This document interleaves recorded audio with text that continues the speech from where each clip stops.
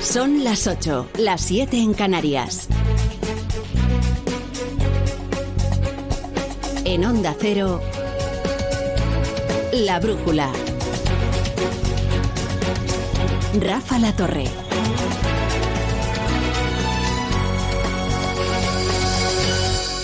Permítanme que les dé un dato para que nos hagamos una idea de la magnitud de la catástrofe. Es muy probable que este vaya a ser el abril más seco en España de al menos los últimos 60 años. Digo al menos porque es cuando empezaron a tomarse registros. La referencia anterior era el año 1995. Digamos que ese fue un hito, ¿no? De los años secos. Un año terrible. Esto lo ha contado muy bien Roberto Brasero y seguro que luego nos lo contará de nuevo al final del programa. En aquel abril sequísimo de 1995 se recogieron 23 litros de agua por metro cuadrado. En lo que llevamos de este abril llevamos de media 5 litros por metro cuadrado. ¿Se puede remontar? Hombre, nada es imposible, pero lo previsible es que este sea el abril más seco de cuantos se recuerdan. Mucho más seco que aquel de 1995. Y lo seguro, lo que ya es inevitable, es que va a ser un abril sequísimo, que contradice el añorado refrán aquel, del en abril aguas mil. No será en este. También es seguro que las consecuencias van a ser muy graves para mucha gente, ¿eh? En realidad las consecuencias ya son trágicas. Lo de menos, no lo duden, es que no se podrán llenar las piscinas en Lérida este verano, que va a haber restricciones para el consumo particular, esto ya lo ha anunciado la Generalitat de Cataluña y ya ha ocurrido en otras ocasiones, pero ya digo que esto es lo de menos. Ya en octubre hicimos un programa de La Brújula en Alcázar de San Juan, donde hay una importantísima industria agroalimentaria basada en la cooperativa. Y ya les advertimos de lo que allí nos decían. Oigan, que peligra más de la mitad de la producción de aceite de oliva, por ejemplo. Esto nos decían en octubre, ¿eh? Ya en octubre se veía venir la tragedia, porque la sequía no es un problema pasajero, sino que es un problema cronificado de España. Y aún hoy, se ha reunido la mesa de la sequía. Y claro, la conclusión es bastante decepcionante, porque como se han reunido aún hoy, se han encargado de hacer un diagnóstico. El diagnóstico tiene que ser previo, desde luego, a las actuaciones, pero las actuaciones ya son urgentes y, de hecho, ya se tenían que haber tomado. En fin, además como si fuera necesario un diagnóstico a estas alturas del año, ¿verdad?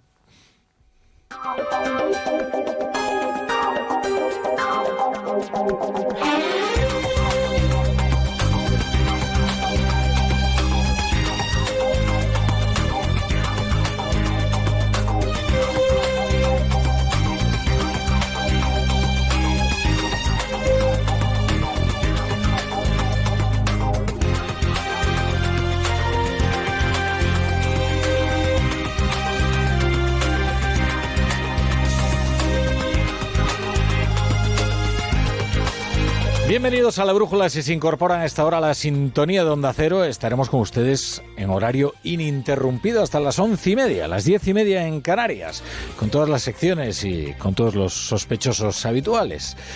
Como ocurre con la vivienda, que al fin la sequía sea el tema principal de la conversación pública debería ser algo alentador, porque al fin se habla de algo realmente importante y que afecta a los españoles. Oigan, que nos pasamos años con el debate secuestrado por las chaladuras identitarias de Junqueras y de Puigdemont. ¿Cuánto esfuerzo nos ha consumido el hablar de Franco en España y de otros asuntos perfectamente esotéricos? Hablar de sequía y de vivienda es al menos hablar de problemas reales de los españoles, problemas cronificados, ambos, además.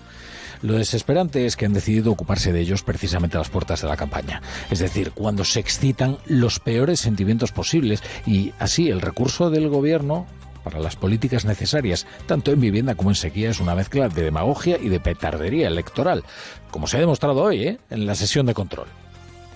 El oportunismo electoral está alcanzando su punto de ebullición, sobre todo en Doñana.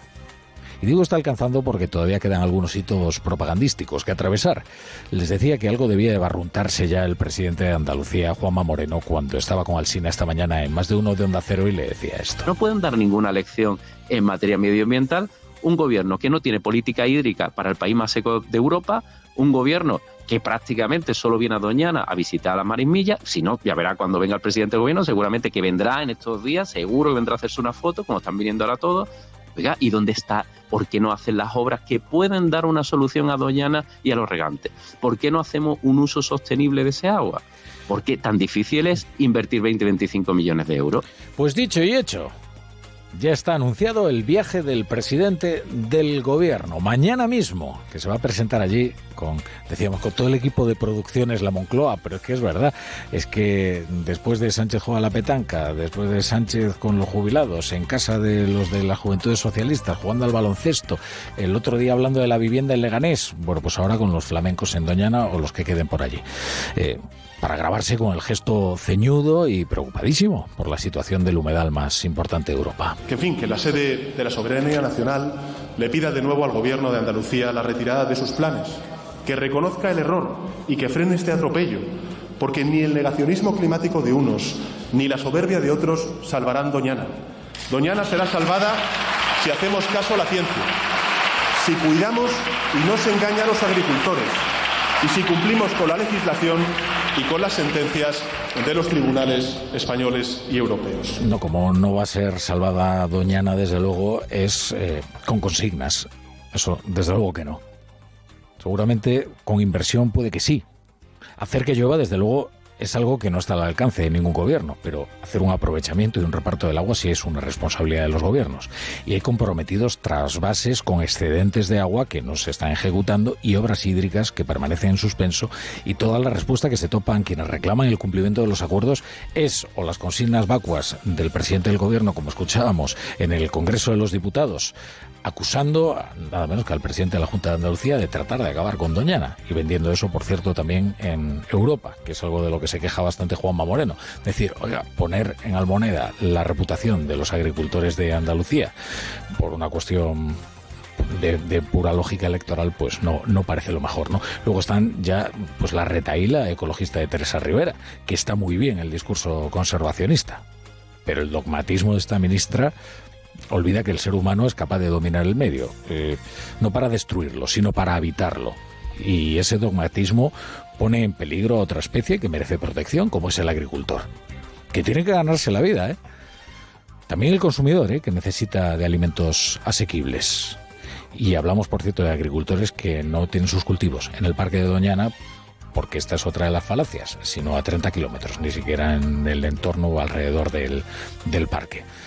Y que hacen bien las cosas, ¿no? Los de los pozos ilegales tienen que ser perseguidos, entre otros por la Conferencia Hidrológica del Guadalquivir, que depende del gobierno y que tiene que cerrar esos pozos ilegales que están pinchando desde el acuífero de Doñana.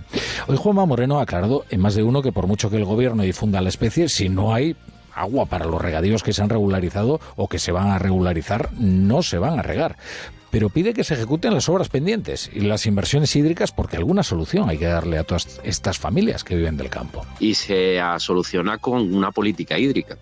El problema que yo veo es que en el 67% del territorio de Andalucía, que es competencia del Estado a través de la Confederación Hidrográfica del Guadalquivir, pues no hay decreto de sequía, solamente ha habido uno, 9 millones de euros de inversión, y no hay una política ni una estrategia en materia del agua en España, que somos el país más meridional de Europa y por tanto el más susceptible de tener sequías intensas como consecuencia del cambio climático. Y la otra materia para la fricción ha sido la vivienda en el Congreso de los Diputados, donde ha causado una cierta hilaridad la improvisación del gobierno, porque su plan estrella de movilizar las viviendas del Banco Malo, los activos tóxicos de la Sareb, ha sido rápidamente desmontado por los datos.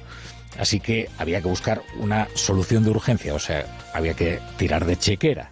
Ayer ya les informábamos que los 50.000 activos tóxicos de la Sareb que el gobierno iba a sacar al mercado, solo 9.000 eran viviendas hoy habitables. Habitables. Eso no quiere decir atractivas, que si se llaman activos tóxicos y no se han vendido es por algo. Bueno, ante este bochorno, Pedro Sánchez ha prometido arreglarlo a golpe de talonario público y le ha contestado Cuca Gamarra, la portavoz popular. Quiero anunciarles que además de la movilización de 50.000 viviendas de la Sareb, vamos a financiar la promoción de otras 43.000 nuevas viviendas destinadas al alquiler a precios asequibles. Tras pillarle, los españoles, esas 100.000 viviendas del 2021 se habían convertido en 50.000. Lo que hoy se le ocurre es anunciarnos 43.000 más. Pero tampoco son nuevas, porque la propia ministra Sánchez ya las anunció hace unos cuantos meses. Estamos ante un plato recalentado que tampoco verán los españoles. Y en realidad las fuerzas parlamentarias estaban convocadas al Congreso para hablar de Marruecos, porque al fin se suponía que el presidente del gobierno les iba a explicar las razones del viraje vertiginoso de la política exterior española sobre el Sáhara. Una política, por cierto, que no comparte nadie, ninguno de los grupos parlamentarios, pero que ha tomado a solas el presidente del gobierno y no ha explicado las razones verdaderas de por qué. Así que todas las preguntas han quedado en el aire, incluido qué le debe este gobierno a Marruecos. Entre llamarle dictadura, como hace Yolanda Díaz, que probablemente sea una irresponsabilidad que no podemos permitirnos con el vecino del sur, y esto de Pedro Sánchez, desde luego hay un término medio, marcado por la dignidad, porque hoy conocíamos la noticia del Confidencial que decía que habían destituido, el presidente del gobierno había destituido a su ministra de Exteriores, nada menos que a su canciller, Arantxa González Laya, una semana después de que se lo pidieran las autoridades marroquíes, y él entregó entonces su cabeza. Ahora que Pedro Sánchez es hoy un hombre feliz porque ha llegado una sonrisa del destino.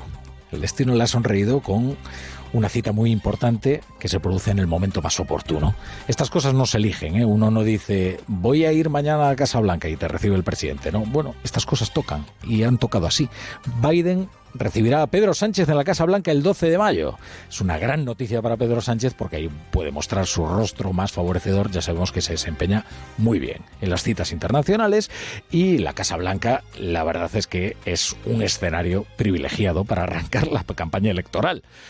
El mandatario de Estados Unidos, Joe Biden, lo recibirá en la Casa Blanca. Ha informado así la portavoz de la Casa Blanca del encuentro, Karine Jean-Pierre. Me complace anunciar que el presidente Biden dará la bienvenida en la Casa Blanca al presidente de España, Pedro Sánchez, el viernes 12 de mayo, con el fin de profundizar en los lazos históricos entre Estados Unidos y España. Los dos líderes evaluarán nuestros esfuerzos como aliados de la OTAN y aliados cercanos para fortalecer nuestra relación bilateral en materia de seguridad transatlántica, defensa y economía. En Onda Cero, La Brújula, Rafa La Torre.